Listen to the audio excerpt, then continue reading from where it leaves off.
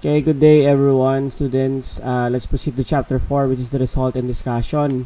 So then again, this result and discussion, we have three at least: the presentation, interpretation, and analysis of data. Pag lining analysis of data na yan, so yan, ang presentation dyan, ito pa lang yung table. And then the presentation, ito yan of course in the general shows. And then the analysis, of course, kung ano yung bakit yun nangyari, okay? Ano yung nangyari sa resulta? Okay, so basically, madali lang naman tong number 1 is demographic profile is basically, yung table lang naman, ayusin nyo lang dyan.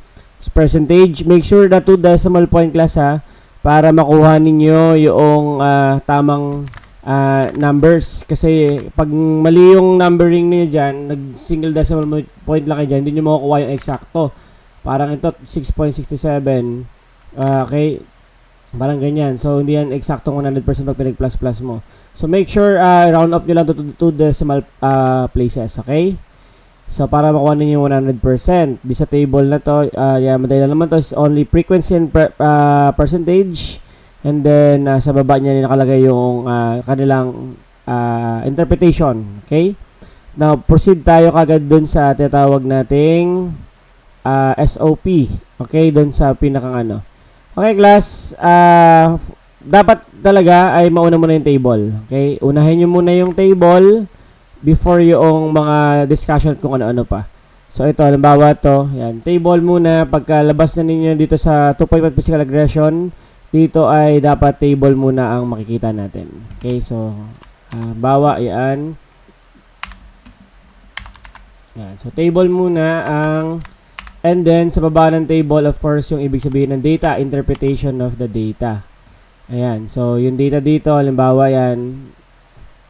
So, dito, this signifies, ito yung tatawag nating analysis. Okay? Bakit, ano yung nangyari sa resulta na ito? So, overall mean, saka ano. Kasi ang interpretation, sabihin nyo lang yung highest mean, yung lowest mean, and then yung pagkakasunod-sunod, yung ranking.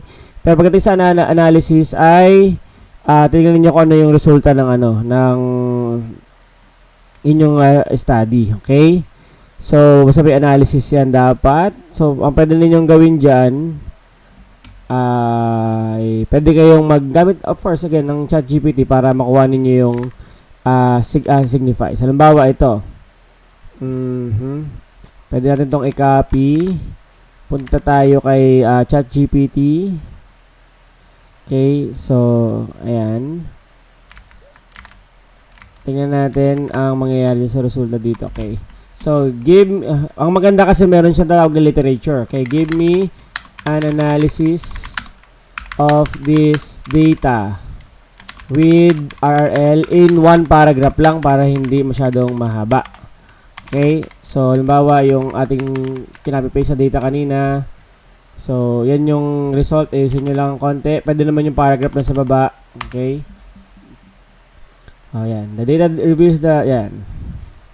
So, that will be the analysis in one paragraph. Tapos, related literature support. Yan. Okay. So, yan yung mangyayari dyan. So, pwede nyo namang i-simplify pa. Pwede nyo i-copy mismo yung mismong interpretation. Ang interpretation ito, halimbawa, ayan, the data shows, yan. I-copy nyo to. Itong dalawa. Okay, yan. Copy nyo yan. And then, alright, so, ulit natin itong ulit. Give me an analysis of this data. Copy natin. Balik ulit tayo doon sa kanina kinopy natin. In one paragraph lang. Kaya yan.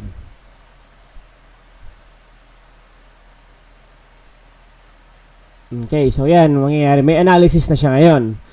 Ano nyo lang siya. Okay, copy-paste nyo lang to. Ito yung this signifies. Dito nilalagay. Okay, so you have the analysis of the data. Okay, so ganun nyo lang gagawin sa lahat. Even sa mga relationship, ganun siya gagawin. Okay, so follow nyo lang to again. Just copy the entire one.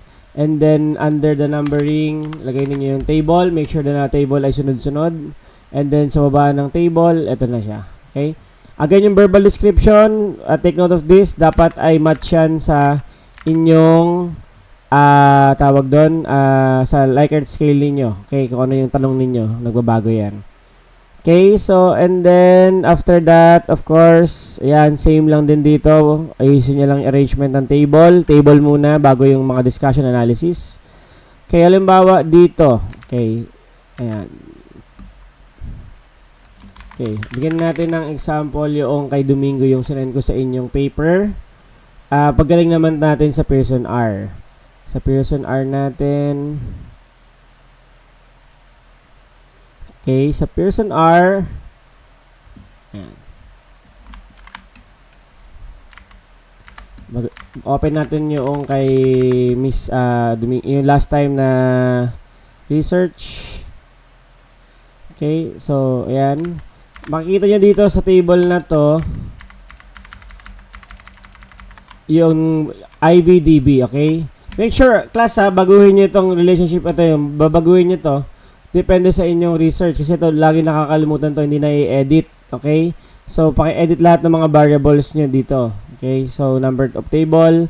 Of course, encode nyo lang dito yung quick answer, kung ano yung variable nyo, dito yung IB, dito yung DB sa taas. Okay, so most of you naman, okay na, nasagutan na ito. Okay, so make sure lang yung mga nakalagay na ka-encode dyan ay tama yung mga variables, okay? So, take time to check also yung mga fill in the blanks natin dyan. And also, of course, the paragraph. Okay, makikita nyo dito sa Pearson R kapag meron siyang dalawang asterisk, ibig sabihin yan ay merong relationship. 1, 2, 3, 4, 5, 6. Pagdating dito sa pangatlong bahagi, walang relationship kasi single lang yung kanyang ay yung score niya ay 0.12 lang, ganyan.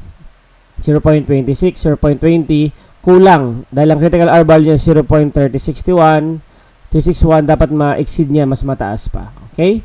So, dito class, para kayo, take note dito na yung first paragraph ninyo, i-indicate ninyo yung mga relationship. Okay? Yung relationship. Tingnan nyo yung mga relationship na yan. At makita nyo dito class, ang first paragraph yung mga relationship mo na ilalagay ninyo. Ito muna yan eh. Yung IB 1 to DB 1, 2, and 3. Okay, dito, ang may relationship lang si IB1 saka si DB2, DB1, si IB1 saka si DB2. Si DB3 walang relationship. Kaya makita nyo dito 0.47, 0.44 academic writing and class participation. Ito yan, academic writing and class participation. At ito yung quick answer niya. Okay, so meron siya 0.47, 0.44.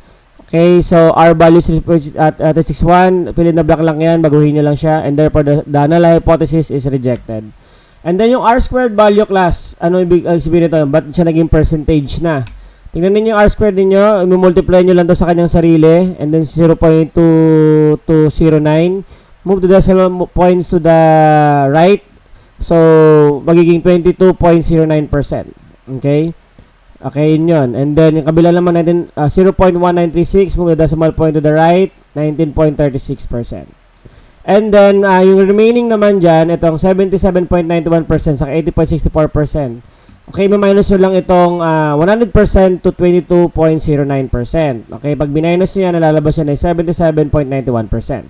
Pag ang 100% naman ay minus nyo sa 19.36%, nalalabas yan ay 80.64%. Okay? So, yun yung remaining is unexplained due to error. And then after nyan, class, ay magkakaroon siya ng ano ngayon kung may relationship yung mga yun. Siyempre, papaliwanag din niya yung dahilan ng relationship na yon. At then, again, i-copy-paste nyo lang ito. Okay, copy-paste nyo yan. And then, punta uli kayo kay ChatGPT. Okay. Okay. Punta kayo kay ChatGPT, copy-paste nyo lang tong taas na to. Ayan, copy-paste this one, copy-paste. Punta lang kayo kay ChatGPT.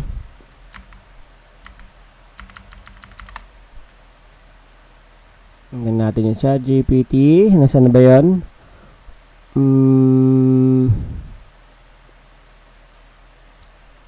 Okay, sa Chrome. Punta tayo dito. And then, of course, same procedure lang.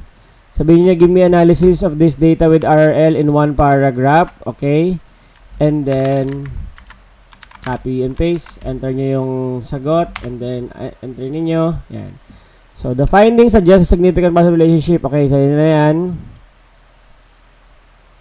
So, yan. Ayan, makikita. These results align with the previous studies such as Prensky 2001, which highlighted digital tools, learning, engagement, accessibility information of whatever scholars like Carr, yan, so on and so forth.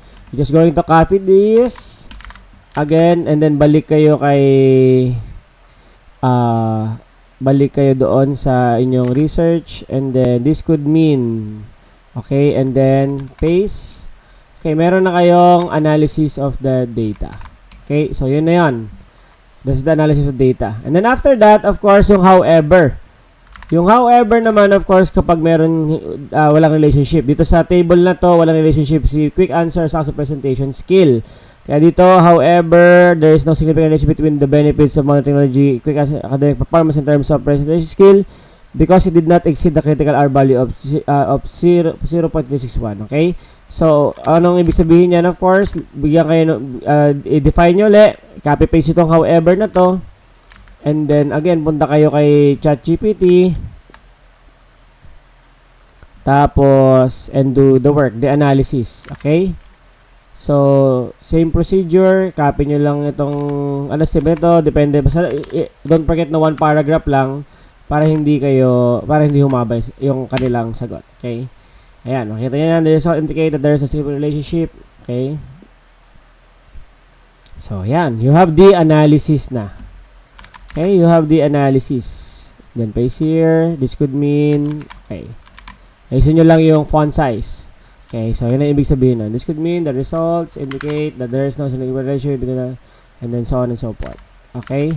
So, i-copy and paste natin yan once again sa doon. Okay. So, yun na yun. Okay, so paste lang natin dyan. Okay, of course, do not forget the, yan. This should mean the results indicate. So, meron na tayong interpretation and analysis for the IB1 to DB1, 2, and 3. Okay, and then, of course, same procedure lang para dun sa remaining pa ng mga variables. Okay, so ganun yung siya gagawin yung itong chapter na to. Mahaba siya, pero madali lang dahil nga meron na tayong ganun. And then of course, class, also this, make sure also na i-compute yung overall relationship. Okay, so, yan, ay maganda rin, bigyan siya ng explanation yung overall relationship. Okay, same procedure lang din. Punta lang kayo sa, pwede nyo i-copy-paste tong mismong sagot dito, yung mismong table. Okay, and then tutusan nila sa ChatGPT na maglagay ng interpretation or analysis dito. So, in one paragraph lang. And then, paste nyo lang sa baba. So, ganun itong chapter 4. And then, proceed na tayo sa last chapter in chapter 5. Okay, so, ganun nyo gawin. Madali lang siya dahil nga meron namang assistant sa inyo ang AI na para magawa siya. Pero make sure, class, sa reminder lang, make sure lang na talaga na tawag doon ay basahin nyo rin para hindi naman kayo sure na akma yung inyong ginawa doon sa research nyo. Okay? So, be responsible also pagdating sa paggamit ng AI. Okay? So, read it carefully and then analyze it carefully before pasting it. Okay? So, kung nakuha niya ba yung gusto mong sabihin. Pag hindi pa, of course, keep on asking AI until you get the proper response na kailangan mo dun sa research mo. So, next video na lang natin yung chapter 5, okay? So, yun lang. Thank you very much.